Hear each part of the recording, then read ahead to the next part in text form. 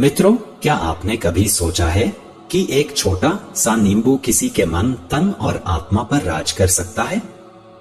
क्या संभव है कि फल सब्जी के बीच झूलता ये खट्टा गोला किसी को दीवाना बना दे, वश में कर दे और उसकी सोच तक को अपने इशारों पर नचा दे? आज मैं आपको एक ऐसे रहस्य से परिचित कराने जा रहा हूं जिसे जानकर आपके रोंगटे खड़े हो जाएंगे।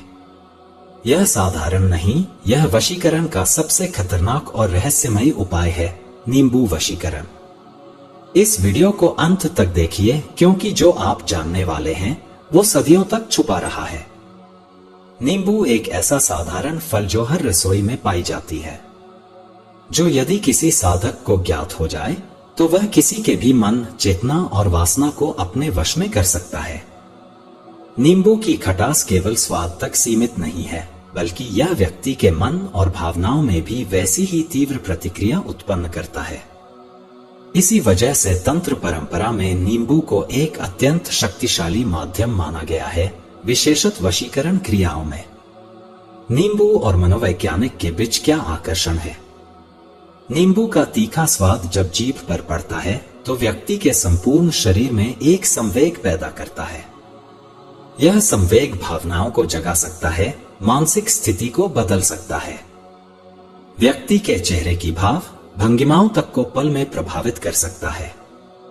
तंत्र की दृष्टि से यही क्षणिक परिवर्तन यदि नियोजित ढंग से किया जाए तो किसी के भी मन, हृदय और वासना को वश में लाया जा सकता है। यही कारण है कि तंत्र विद्या में नींबू का उपयोग वशीकरण के लिए अत्यधिक प्रभावशाली माना जाता है। नींबू पर नाम से वशीकरण करने का विधि। प्रेम संबंध, यौनाकर्षण व जुनून को उत्पन्न कर किसी विशेष व्यक्ति को हमेशा के लिए अपने वश में करना। इस वशीकरण के लिए आवश्यक सामग्री: पीला नींबू सामान्य आकार का, सफेद कागज, लाल रुमाल, सिंदूर। सिद्ध करने की विधि: साधक को शुक्रवार की रात एकांत में इन सामग्रियों को एकत्र करें। हल्दी से नींबू पर उस व्यक्ति का पहला अक्षर लिखें जिसे वश में करना है। सफेद कागज पर उसका पूरा नाम लिखें और नींबू को उसके ऊपर रख दें। अब नींबू को लाल रुमाल में लपेट लें। साधक को शनिवार सुबह सूर्योदय से पहले स्नान करके साफ वस्त्र पहनना होता है। घर के पास के किसी मंदिर में जाकर सभी देवी देवताओं को प्रणाम करें। हाथ जोड़कर उस व्यक्ति का स्मरण करें और अपनी मनोकामना व्यक्त करें।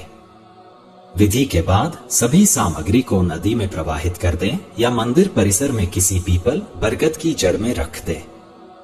घर लौटकर नीचे दिए गए मंत्र का 111 बार जाप करें। 11 दिनों तक करना होता है।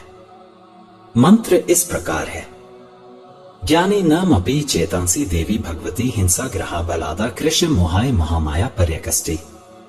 नींबू वशीकरण जल प्रयोग क्या होता है? किसी व्यक्ति को पीकर या पिलाकर किसी के मन को नियंत्रित करना। केवल खास समय और खास दिन में इसका प्रयोग किया जाता है। सोमवार, सूर्योदय से पहले 4 से 5 बजे के बीच। सामग्री: 2 पीले नींबू, लाल स्याही या सिंदूर, पीला आसन। विधि: साधक को दोनों नींबू पर व्यक्ति का नाम लिखना होता है। सुनसान चौराहे पर जाकर एक नींबू को काट दें और मंत्र का 3 बार जाप करें। नींबू वहीं छोड़ दें और बिना पीछे देखे घर लौटें। घर पर पीले रंग के आसन पर बैठें, दूसरा नींबू हाथ में लें और 151 बार मंत्र जाप करें। मंत्र नाम के स्थान पर व्यक्ति का नाम लें। ओम विवशु त्रिवस नवस्क्वे रई अमुक नगदस मब्सजद हरि हरि नमो। नींबू का शरबत बनाएं, आधा खुद पिएं और आधा वशीकरण व्यक्ति को पिलाएं। यह क्रिया लगातार 5 सोमवार तक करना होता है। दाम्पत्य प्रेम में वासना और आकर्षण जागरण सिद्धि: पति पत्नी के रिश्ते में आई खटास को मिटाना, आकर्षण और यौन सामीप्य पुनः स्थापित करना होता है। सोमवार से लगातार 7 दिन केवल विवाहित स्त्रियों के लिए। साधक को सबसे पहले 1 पीला नींबू, सिंदूर, पिसी हल्दी, चंदन इकट्ठा करना होता है। साधक को सुबह स्नान कर घर के पूजा स्थान पर बैठें। नींबू पर हल्दी व चंदन से अपने पति का नाम लिखें।